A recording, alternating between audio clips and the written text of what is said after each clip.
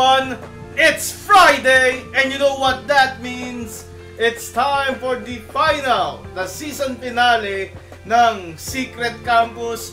Kaya nandito ako, si Harriet, para iandog sa inyo ang aking bold review to all of my Viva Ones and the Viva Maximals, to all of my tomatoes and my friends. Ito na, ang last episode ng Secret Campus, and I think Viva Max is doing something out of the ordinary dito. Kasi ang next series natin that will follow Secret Campus is Halo Halo X. Okay? At yung Halo Halo X is going to premiere on October 8. So from September 17 ngayon, di ba? 17 ngayon. Teka lang ha. Tingnan natin. So from September 17, wala na. So October 24, bakante. October 1, we got 2 weeks break. So I'm looking for some content. So I think one of those days, since we're going to Mocktober, we're going to review Viva Max. We're going to review a Viva Max Plus exclusive content, Death by Desire. And the next one is another Chinese Kung Fu movie. I'm gonna look for a Kung Fu movie that can suit yung ating criteria. Pero yeah, that's going to be our content to fill in the gaps ng the gaps in between Secret Campus and Halo Halo X. Ayun, so yeah, like this video, subscribe to the channel, hit that bell icon for more of your bold review dito sa Secret Sundays. And after this review, we will be giving the tier list, and we're also going to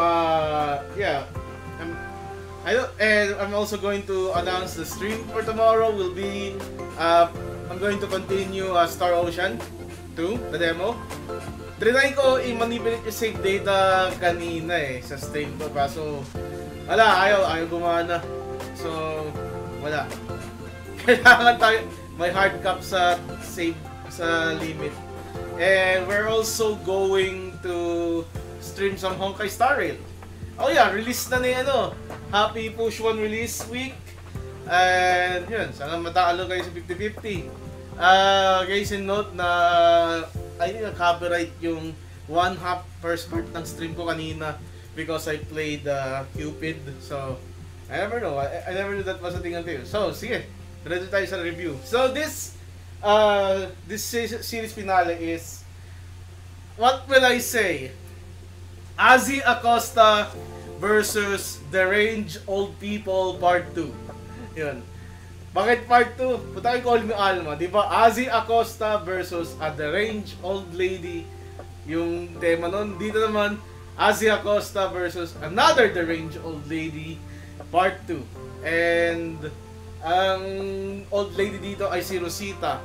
Siya yung played by the same actress nung albularyo sa Alapaap, sa kanong albularyo rin sa pamasahe. Sa pamasahe rin siya Oo, sweet nila. Si Azzy Acosta sa pamasahe rin Siya yung bida to, first starring lead niya Ang sweet nila dun Dito nagkaaway na Asot pusa Okay, so yung ating mga characters dito, ito si Myra, played by Azzy Acosta. Rosita, played by Erlinda Villalobos. Clifford Pusing, playing the role of Ramel.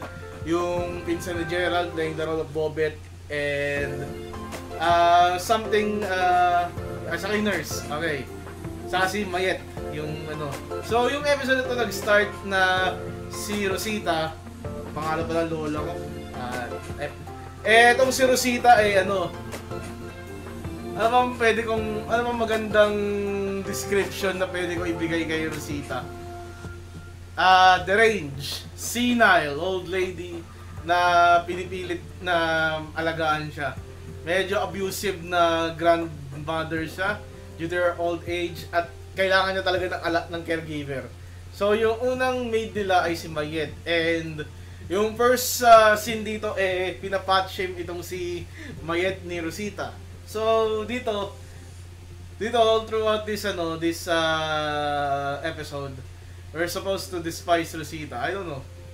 We're supposed to despise Rosita, pero yun sa dulo, we're supposed to care. But what I felt about the grandmother is, yeah, I really despise her till the end. Ayun. Okay. So, kailangan kasi ni Myra ng maid para alagaan yung lola niya. Kasi, nag-aaral siya sa East Pacific. And, ito yung first episode ng Secret Campus na hindi natin nasulyapan yung mismong campus. Like, it's more of secret of campus. Yung wala siya sa campus, more on sa bahay siya. So, look, we've seen a lot of the last episode. We've seen paligid-ligid ng Secret Campus. And yeah. So the point na di ko alam anong kurso, alam ko pinapakita yung kurso ni Myra ng mga main girls sa Secret Campus sa simula. Hindi ko matandaan yung kurso ni Myra because we are here to there is this aura kay Myra na yeah, she's more of a caregiver dito kaysa maging estudyante. Okay? So, yeah, so yes, this is Secret of Campus. We got yung mga tambay sa bahay nila, si Bobet saka si So, ito naman si Myra, may karelasyon siya, si Romel. At ito yung second scene, yung nagkatalik sila. Which is pretty weird kasi hindi inalis ni Myra yung kanyang lingerie and nasasaktan siya sa ginagawa ni Romel.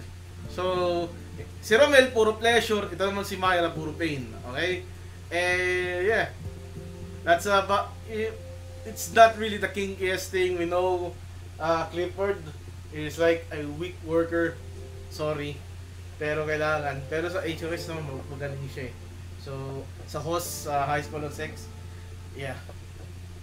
So, pag uwi ni Myra, ayun, datnan niya, nagtatampo itong si Lola, nagtatampo itong si Mayet. And the next day, pumasok ng eskwelahan si Myra pero nasermonan siya ng Lola. Then pag uwi niya, wala na si Mayet. Sabi ng mga tumatambay sa kanya, which one of them is named Bobet, yari ka. Kasi hinalap siya ni Lola. Ayun. So, ang nangyari dito, wala si Mayet, nakita niya yung letter, and ang conflict, nagkaroon ulit ng conflict. Paano yung pag-aaral ni Myra? Well, yun, tama naman si Myra eh. Kukuha siya ng maid, kapalit ni Mayet, para alagaan si Rosita. So to si Rosita, medyo na kasi, parang worst case ng yung may sumpong eh, nagta-temper tantrum eh, kaya ang nangyayari to, nakasar tuloy si Myra na yung patience eh, di ba? Patience is all you need, which is one of the titles of one of the Secret Campus episodes. So, Myra, she is wildly pissed off. So, ang kanya ginawa, nag-uwi siya lalaki, inuwi niya si Romel. And then they had, nagtalik sila. Tapos, nung nagtalik sila ni Romel, at least dito, nilis ni Myra yung kanyang lingerie. Good. Tinanong ni Myra, mahal mo ba ako? Sabi ni Romel, oo naman. Ayun. So, on the next instance, the third day or something, I lost count. Because of some frustration kasi nga rin sa Lola. Kahit ako na-frustrate eh. So, nagkasagutan si Myra sa si Rosita. And dito na nagtampo si si Myra. So, pag-uwi niya kasi from the school, sumisigaw si Lola, "Nasaan ka?" Gano'n, pagkain. Inanda na yung pagkain. Wait. I think I jumped a bit to see. Okay, nagkasagutan sila. Lumabas si Myra, nagkita sila ni Romel.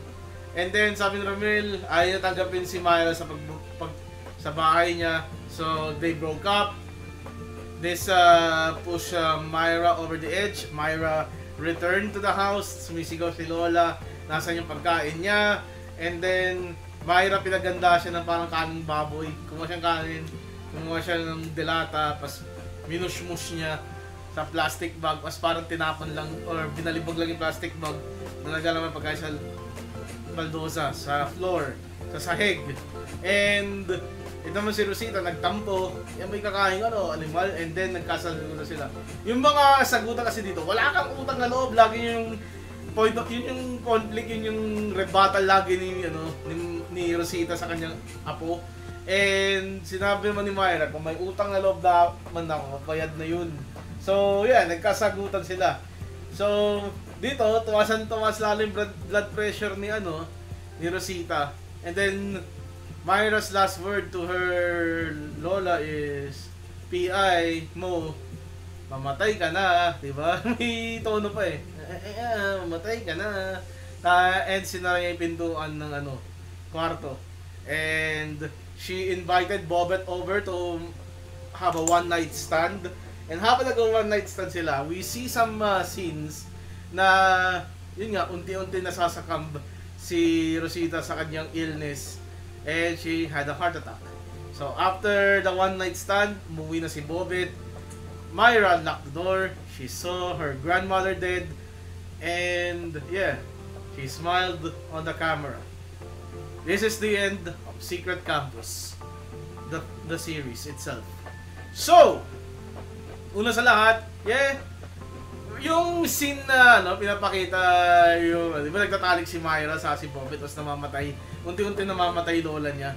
I think its purpose is to show sympathy, pero wala eh.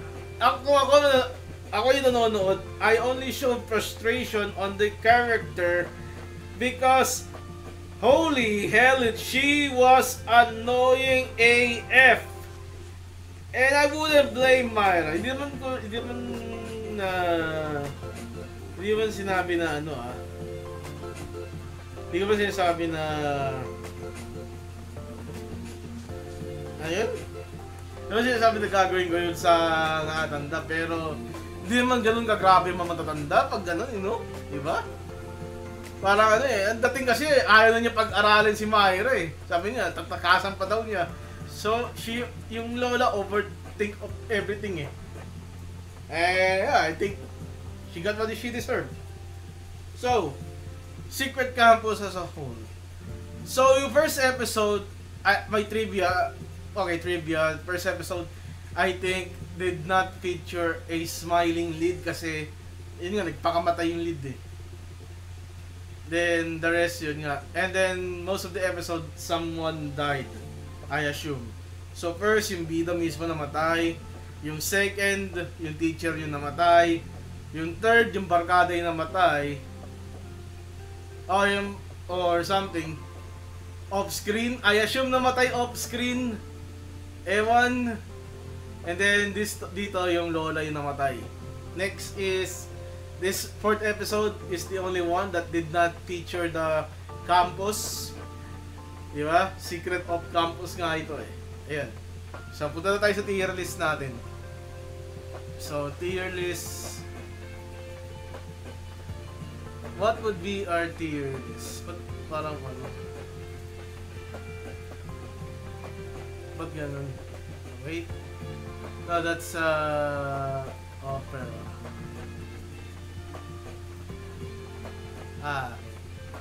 We're going to tier list. So, sa tier list natin,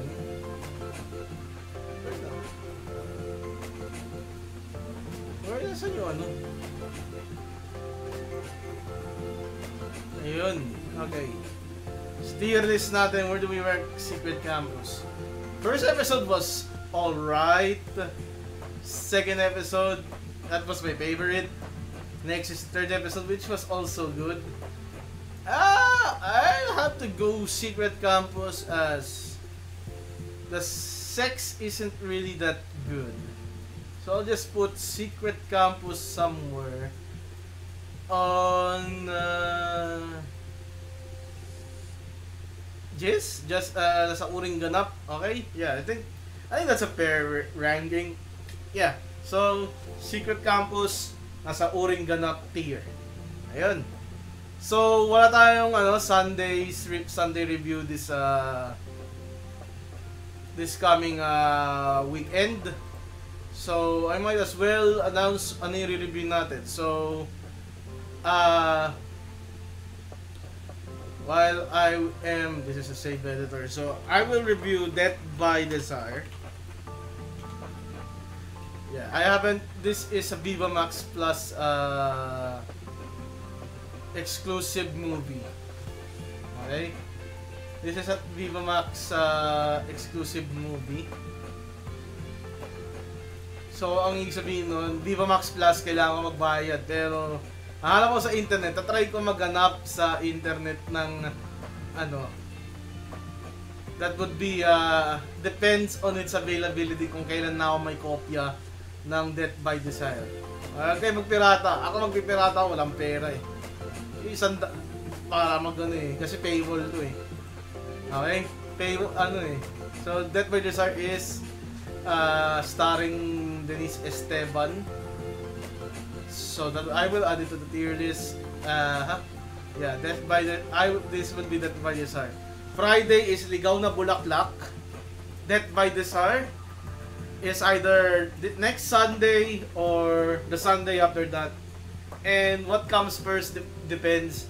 And I think I want to review a Kung Fu movie. So, let's see. We have reviewed Game of Death, right? And we have reviewed Kung Fu Master. So, what else are we going to review? Important Kung Fu movies.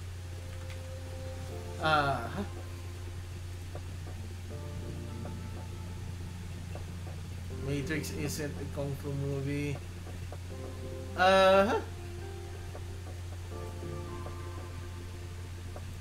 Are we going to review? We're going to review what?